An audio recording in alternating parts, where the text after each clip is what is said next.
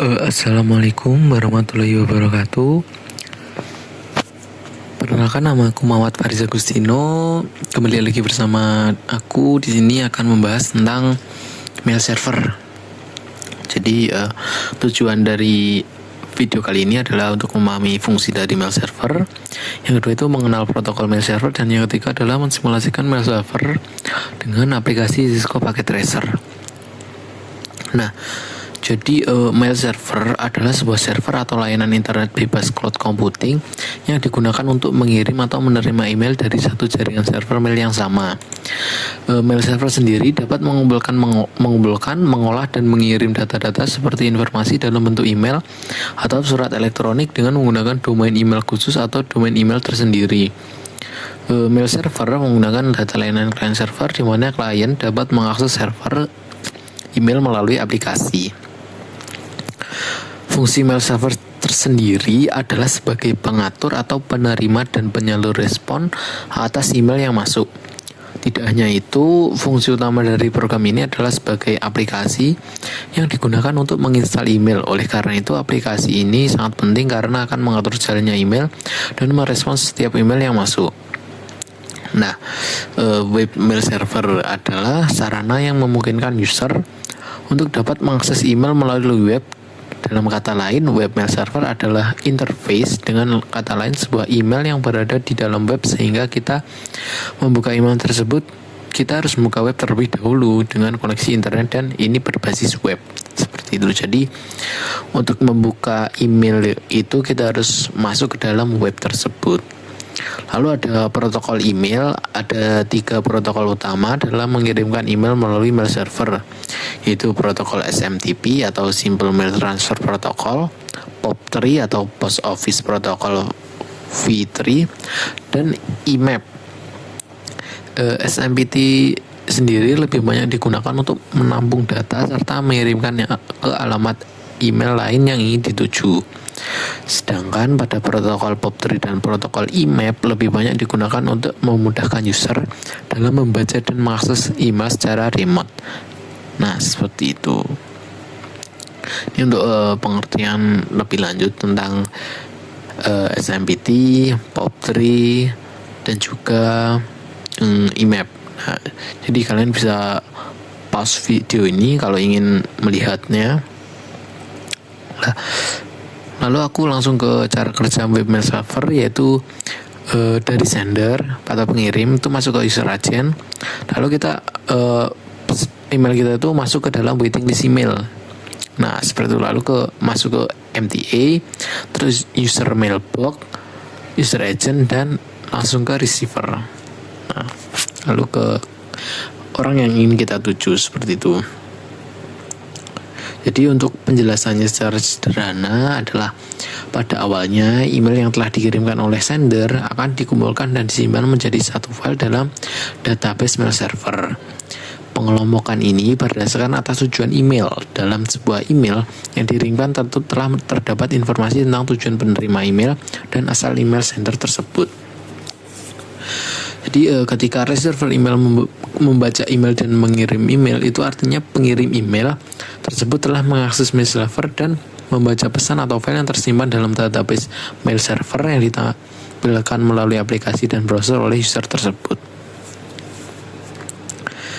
Nah, jenis-jenis dari mail server itu ada 3. Yang pertama adalah SendMail, yaitu sistem mail server yang paling standar dan banyak digunakan pada sistem operasi Linux. Ada Postfix, merupakan mail server yang dibuat berdasarkan hasil pengembangan dari server SendMail. Bedanya, Postfix ini dapat dijalankan pada sistem operasi Linux serta macOS.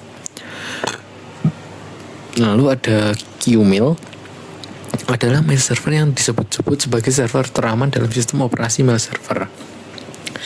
Hal ini dikarenakan Qmail belum memiliki sedikitpun celah keamanan yang dapat mengganggu maupun merusak kinerja mail server tersebut. Qmail telah banyak digunakan oleh penyedia email besar seperti Hotmail dan Yahoo. Nah, lanjut kita ke percobaan. Jadi skenario-nya itu seperti ini. Dalam percobaan ini kita akan mensimulasikan mail server yang digabungkan dengan DNS server. DNS server di sini berfungsi untuk mentranslasikan IP address menjadi alamat domain yang telah yang lebih manusiawi. Untuk skema jaringan tetap menggunakan skema jaringan digunakan pada praktikum base server dan FTP server. Nah, jadi tetap ya di sini terdapat 3 buah router.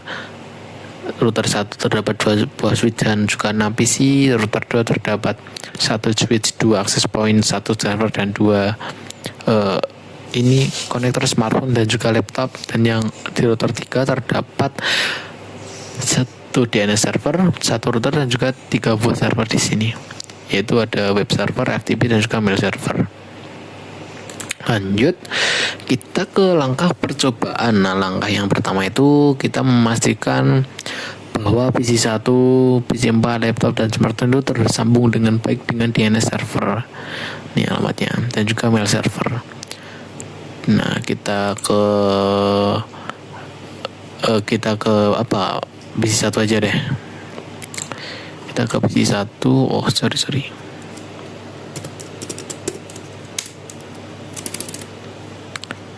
Nah, kita ke PC 1. Kita ping dulu. Kita ping DNS servernya. Ping. Kita ping. Nah, kita udah mendapatkan balasan, artinya udah berhasil, kita udah terhubung. Lalu kita ping juga yang email server. Berapa tadi? 4.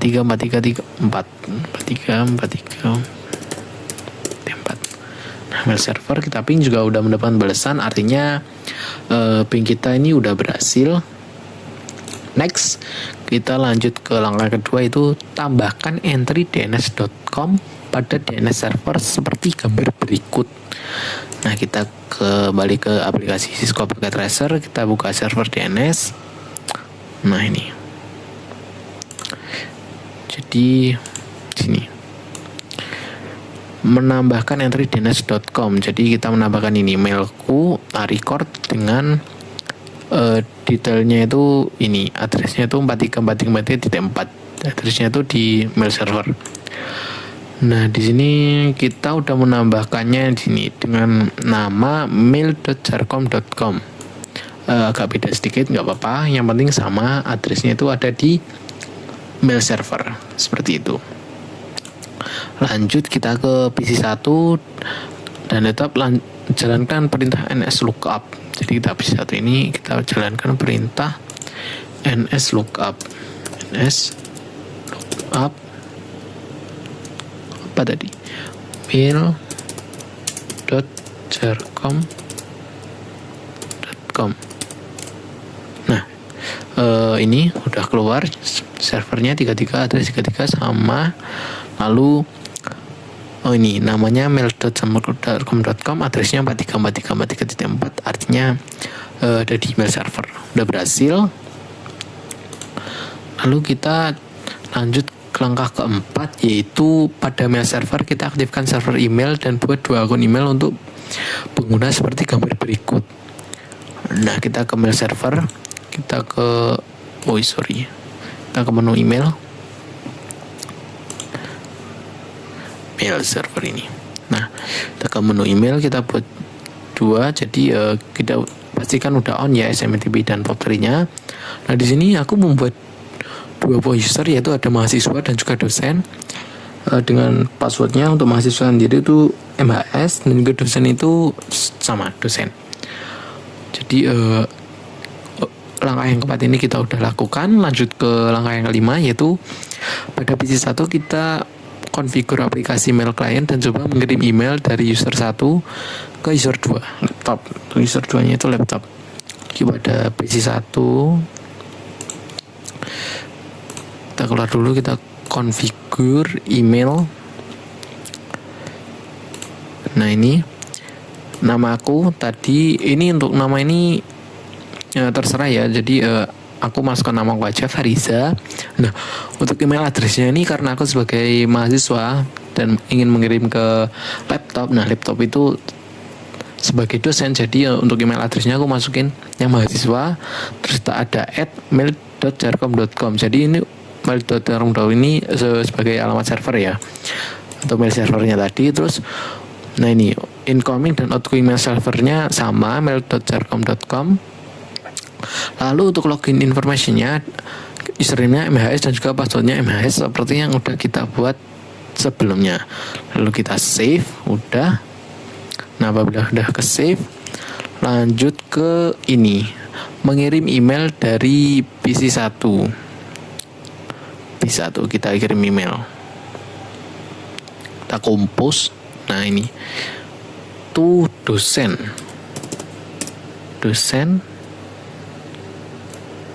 at apa tadi, mail.tercom.com. Nah, subjeknya namanya apa ya, coba aja, coba ini. Terus ini lagi ngetes, lagi ini simulasi mail server. Nah, seperti ini. Lalu kita klik send aja. Nah, jadi sending email to ini sukses, send sukses ya, terang sukses, jadi udah berhasil. Lalu kita lanjut ke ini 6, langkah ke-6. Lalu konfigur aplikasi mail client pada laptop dan coba klik tombol receive seperti pada gambar berikut. Nah, ini kita buka laptopnya dulu. Wih, apa ini, Cak? Ini teks. Nah, coba lihat laptop ya. Kita klik email, kita receive ini. Nah, ada satu ini, coba-coba. Nah, ini jadi kita udah berhasil mendapatkan email dari PC1 yang lewat mail server, coba-coba dengan isinya ini. Isi email tersebut tuh nih sama, yaitu ini lagi simulasi mail server. Artinya kita sudah berhasil untuk mengirim pesan. Langkah yang ke-7 yaitu pada aplikasi mail client di laptop, coba reply email yang masuk tersebut dan kemudian coba cek di PC1 kembali apakah email reply sudah masuk atau belum. Pada laptop kita coba reply, udah masuk pesannya, emailnya ding. Kita send ke PC1, sending sukses ya. Kita coba cek ke PC1, ada receive. Nah, ini ada replay, jadi RE coba-coba, jadi ini artinya replay dari coba-coba yang ku kirim tadi. Nah, ini replaynya udah masuk emailnya, jadi keduanya itu udah bisa saling terhubung seperti itu. Nah, aku rasa sudah cukup sekian simulasi hari ini. Apabila ada salah kata, aku mohon maaf yang sebesar-besarnya. Wassalamualaikum warahmatullahi wabarakatuh. See you next video guys. Bye bye.